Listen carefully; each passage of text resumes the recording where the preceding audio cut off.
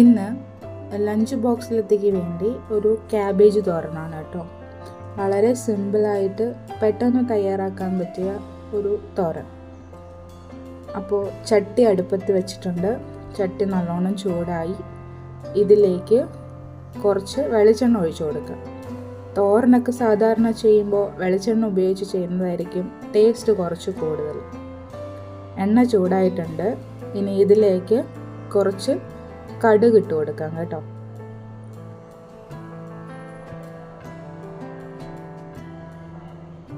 കടുകൊക്കെ നല്ലോണം പൊട്ടിത്തെറിച്ചിട്ടുണ്ട്. ഇനി ഇതിലേക്ക് അരിഞ്ഞു വച്ചേക്കുന്ന ക്യാബേജ്, വലിയ ഉള്ളി, പച്ചമുളക്, കറിവേപ്പില, വറ്റൽമുളക് ഇതെല്ലാം കൂടെ ഒരുമിച്ച് ആ ചൂടായ എണ്ണയിലോട്ട് ഇട്ട് കൊടുക്കാം. ഇത് നല്ലോണം ഒന്ന് വഴറ്റി കൊടുക്കാം കേട്ടോ.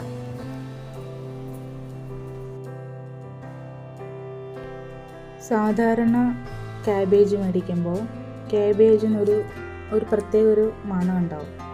പക്ഷേ ഇപ്പോൾ വരുന്ന ക്യാബേജ് എല്ലാം ഹൈബ്രിഡ് ക്യാബേജ് ആയതുകൊണ്ട് ആ ക്യാബേജിൻ്റെ ഒരു മണവും കിട്ടാറില്ല.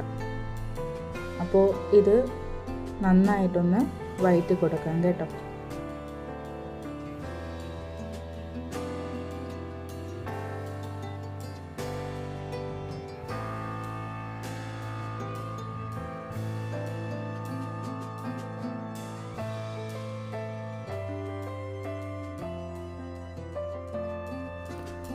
ലഞ്ചിന് എപ്പോഴും ഏതെങ്കിലും ഒരു പച്ചക്കറി ഇതുപോലെ തോരനായിട്ടോ അഡീഷണലായിട്ടൊക്കെ ചേർക്കുന്നത് നല്ലതാണ് കേട്ടോ. അപ്പോൾ അത്യാവശ്യം ചെറുതായിട്ടൊന്ന് വാടിയിട്ടുണ്ട്. ഇതിനെ ഒന്ന് പൊത്തി വെച്ച് വേവിക്കണം. ഞാൻ കുറച്ച് വെള്ളം തളിച്ച് വേവിക്കാനുള്ള പരിപാടിയാണ്. അപ്പോൾ ഇതൊന്ന് വഴണ്ടത് കൊണ്ട് കുറച്ച് വെള്ളം തളിച്ച് നമുക്ക് വയ്ക്കാം. സാധാരണ ആരും ഇങ്ങനെ വെള്ളം തളിച്ച് ചെയ്യുമെന്ന് എനിക്കറിയില്ല. പിന്നെ ഞാനത് ചെയ്യാറുണ്ട്. എന്ത് തോരൻ വെച്ചാൽ ഇച്ചിരി വെള്ളം ഒഴിച്ച് ഞാൻ വേവിക്കാറുണ്ട് കേട്ടോ. അപ്പോൾ ഇനി അത് മൂടി വെച്ച് വേവിക്കാം. ഇതിന് അരപ്പിന് വേണ്ടിയിട്ട് ഒരു 2 സ്പൂൺ തേങ്ങ, കുറച്ച് മുളക് പൊടി, കുറച്ച് മഞ്ഞൾപ്പൊടി, ഒരു കഷ്ണം ഉള്ളി, പിന്നെ കുറച്ച് ജീരകം കാണാൻ പറ്റുന്നില്ല, അതുകൊണ്ടാണ് ഞാൻ പെട്ടെന്ന് കാണിച്ചത് കേട്ടോ. എന്നിട്ട് മിക്സിയിലിട്ടൊന്ന് ജസ്റ്റ് ഒന്ന് അരച്ചെടുക്കാം. അരച്ചോ ചതച്ചോ അങ്ങനെ എന്തെങ്കിലും. അപ്പോൾ അതിനുശേഷം കുറച്ച് വെള്ളം കൂടെ ഒഴിച്ചിട്ടുണ്ടായിരുന്നു കേട്ടോ ക്യാബേജിലേക്ക്. ഇനി ഈ അരച്ച് വെച്ചേക്കുന്ന ഈ തേങ്ങയുടെ പീര കൂടെ അതിലോട്ട് നമുക്ക് ചേർത്ത് കൊടുക്കാവേ.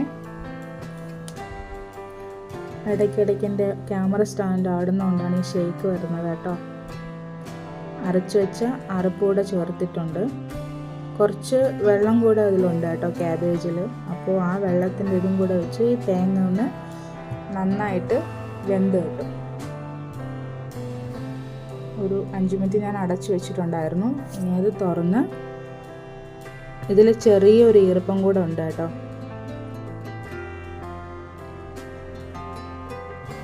ആവശ്യത്തിന് ഉപ്പുകൂടെ ചേർത്തിട്ടുണ്ട്.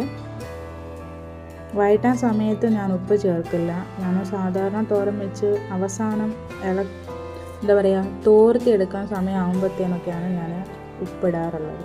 അപ്പോൾ ഇതിൽ ചെറിയൊരു വെള്ളത്തിൻ്റെ അംശം കൂടെ ഉണ്ട്.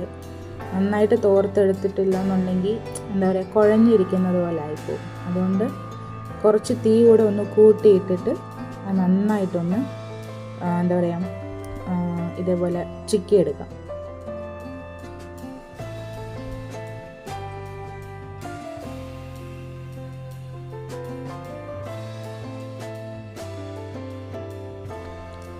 എനിക്ക് എപ്പോഴും എന്താ പറയുക കുറച്ച് ഡ്രൈ ആയിട്ടിരിക്കുന്നത് കേട്ടോ ഇഷ്ടം.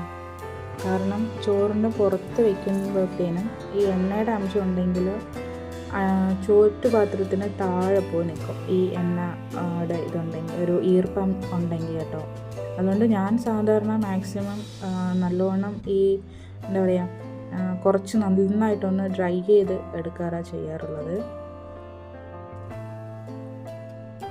ഡെയിലി ലഞ്ചിന് എന്തെങ്കിലും ഒരു പച്ചക്കറി ഇതുപോലെ തോരൻ ആയിട്ട് ഉപയോഗിക്കാറുണ്ട് കേട്ടോ.